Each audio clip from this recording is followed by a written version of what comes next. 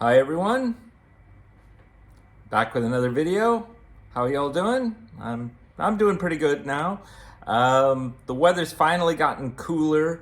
It took till about early November for it to actually get like the point where you can go outside and that the temperatures are maybe like under 30, and it's actually started raining. They had a couple of big storms recently, dumped a bunch of rain, bunch of flooding. And so with the cooler weather, it is wedding season for Qataris. Qataris tend to try to have their weddings when the temperature is cooler, makes it easier, for people to go to the weddings and all this kind of thing. So I've already been to a couple, so I figured I'd just, touch base about Qatari weddings and describe what it's all about, because it's one of those things where it's a lot different from how a wedding works in the West. And, it's kind of a bit strange how their cultural tradition is so different from traditions in Western countries. But I've kind of gotten used to it now. I've been to a lot of men's weddings, which brings up like the first difference is that the celebration for a wedding is segregated by gender. So you will have a men's wedding and a ladies' wedding, and it's completely separate. They'll be at separate locations.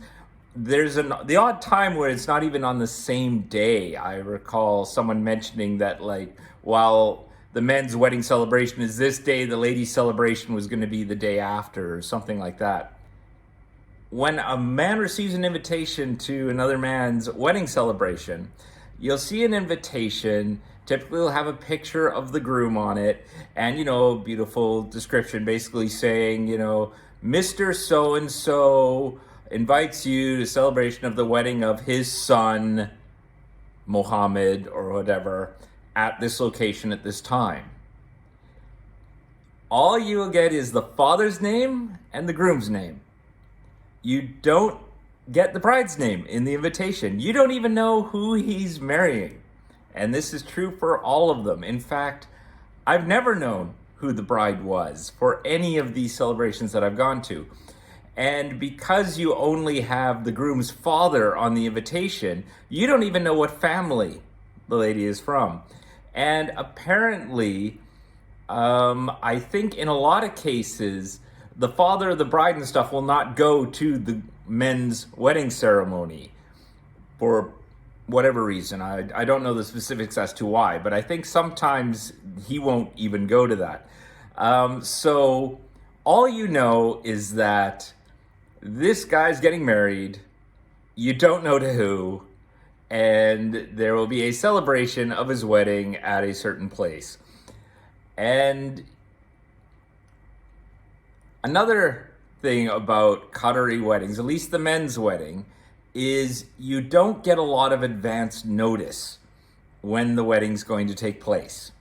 Now, I think, I'm not 100% on this, it kind of has to do with like a cultural practice of you try not to tell people good news until right before, so that then people can't, use the evil eye or through jealousy or whatever, stop your good fortune. So it's pretty common amongst Qataris to not tell you that you're interviewing for jobs or that, he's thinking about signing a wedding contract or anything like that. And then you'll get these invitations. I've received invitations on 2 days' notice to a men's wedding. Typically more like 3 to 4, sometimes a week, sometimes verbally. They will tell me, oh, by the way, I'm going to be getting married in a month or so. But the actual formal invitations, you won't see typically until maybe a week in advance, upwards to a few days in advance. And this is normal. I think with ladies, it's a bit different because, of course, they need a bit more advance notice, get dresses, all this kind of thing. But for men, it can be days. Again, very different from how it is in the West.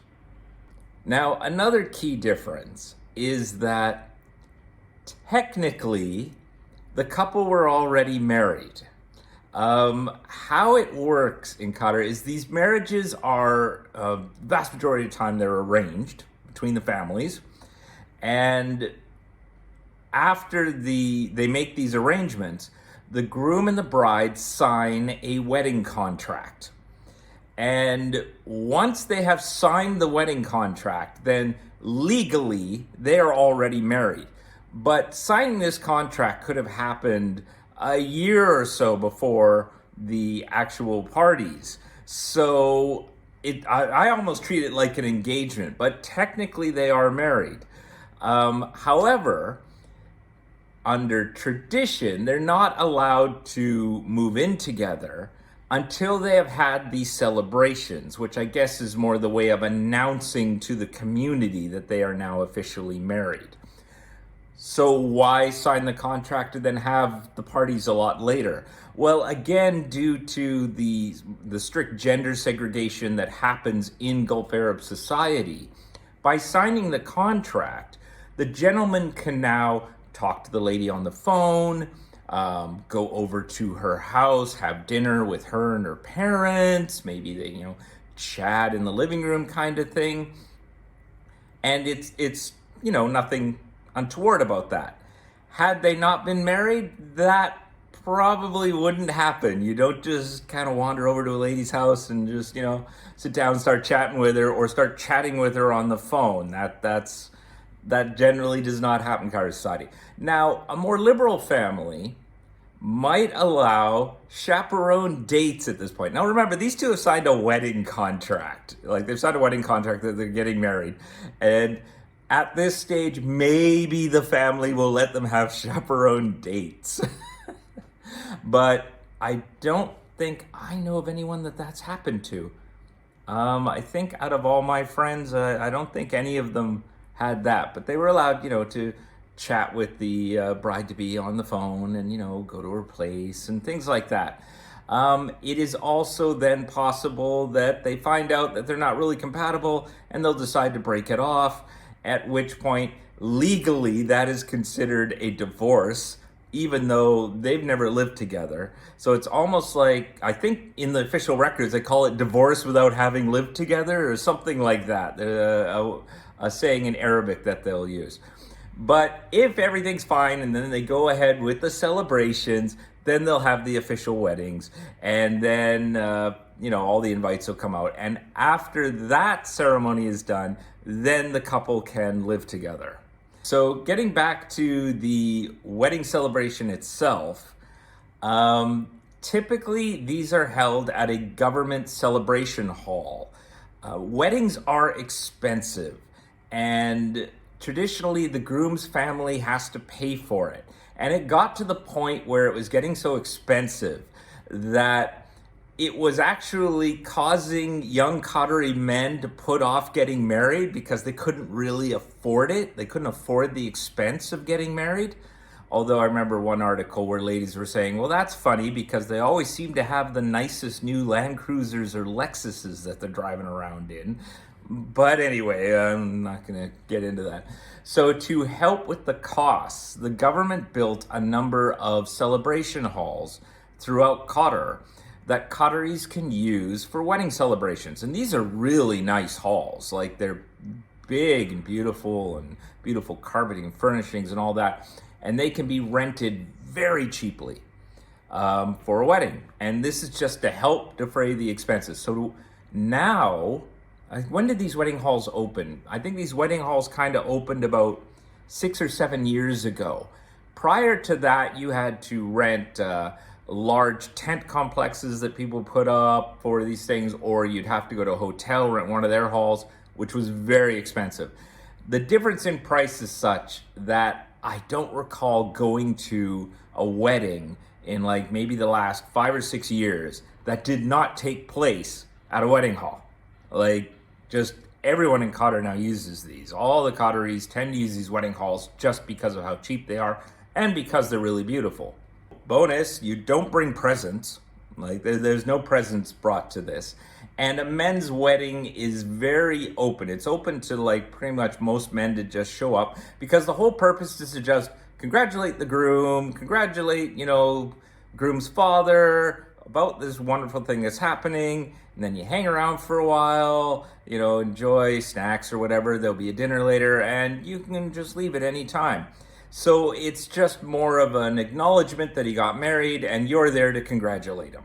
That's fundamentally what the wedding celebration is about. So no gifts are required. You can actually even bring a couple people along if you want. We did that once with a coworker going, oh, hey, so-and-so's getting married. Why don't you just come along? Because the invitations tend not to be specific. Like, I don't get a mailed invitation. People will post these weddings on WhatsApp groups and things going, hey, so-and-so's getting married, tomorrow, hey, everyone show up. Like, it's sort of that open. So I dressed in a suit and tie, of course, because it is, a wedding celebration. And then you show up at the hall, and at the main entrance door to the hall will be a long carpet, usually red, and on the other side of the hall, at the end of the carpet will be the groom. And you wander over and you shake hands with, groom's father, with the groom. Maybe there'll be some other relatives like an uncle or a grandfather there. They will all be wearing an overrobe called a bisht.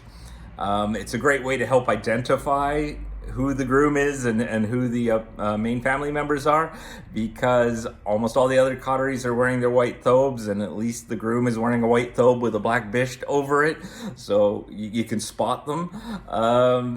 After you give your congratulations, probably be a photo, and then off you go to hang out, maybe chat with whoever's around. There of course will be people wandering by with drinks or snacks or a halwa, a traditional sweet, and that's kind of it. There will always be singers as well. There will be a lineup of singers who will sing songs. There'll be drummers and drumming out a beat while they sing, and then later there will be sword dancing. Qataris and other Arabs will grab swords and then do sort of, a dance in a circle to the music. Later on that evening, the groom will also join the sword dance. It seems to be a fairly traditional thing. The groom has to join the dance for at least a while. And so there's always going to be a portion where the groom comes. And when the groom comes, then a lot more men also come along to join the sword dance, or at least to just witness it. And then after that part is done, typically there will be dinner. Now at this point, you don't have to stay. You could have left. Like you can say, hey, how's it going? Congratulations, and then just leave. Typically, the closer you are to the groom or his father or his family, the longer you will stay. But there's no requirement that you have to stick around for the whole thing.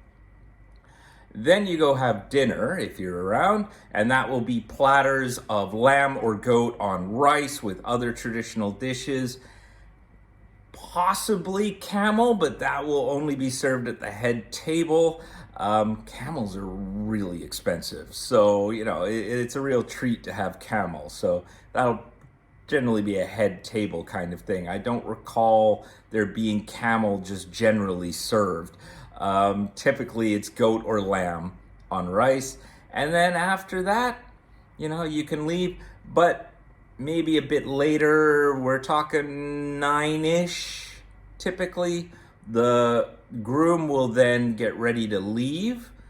If the ladies' celebration is being held on the same day, he and maybe one other family member will then be off to the ladies' celebration. And he will be the only man that enters the ladies' celebration. He will then enter the ladies' celebration, sit next to the bride for a while, and then the two of them will leave the ladies' celebration, and that is the official end of the wedding celebrations in terms of they are now officially married. Naturally, I've never been to a ladies' celebration. Those are exclusively for ladies, and because ladies will be uncovered in terms of they will not be wearing a hijab or a niqab if they wear a mask. They don't even allow cameras in there. So surprisingly, cell phones without cameras are still pretty popular in Qatar because ladies will need those to go into a lady's wedding celebration. So if they're going into a celebration, they'll swap out the SIM card and put it in a phone that doesn't have a camera, because otherwise they have to leave the phones with the cameras outside. So with that, celebration ends, couple are officially married, and, move on with life. Now, I will not know who the bride is, like I said, and I will not see pictures of the bride. I have seen wedding albums, Qatari wedding albums, but it's a special album that the groom has that he can show his friends. And it's really amusing to see these wedding albums because there will be no women in it. It is a wedding album of the groom and his family, brothers and all of that, all, smiling for pictures and pictures from his wedding celebration and stuff. But you will not see the bride in it.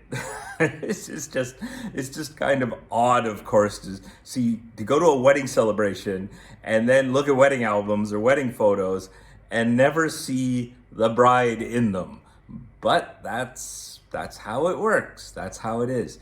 And because you can go to the wedding celebration, give you congratulations, and leave, it is possible to go to a number of weddings, because there can be a lot of weddings in the short wedding season. One friend of mine just the other day was saying, there were 3 invitations that evening. So he managed to go to 2 of them.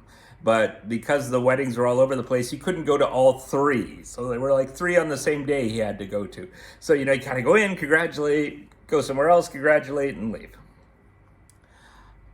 So that's it for Qatari weddings, my overview of how it all works. Probably going to be going to probably 2 or 3 more over the next couple of months. And, hope you liked it. I'll talk to you all later.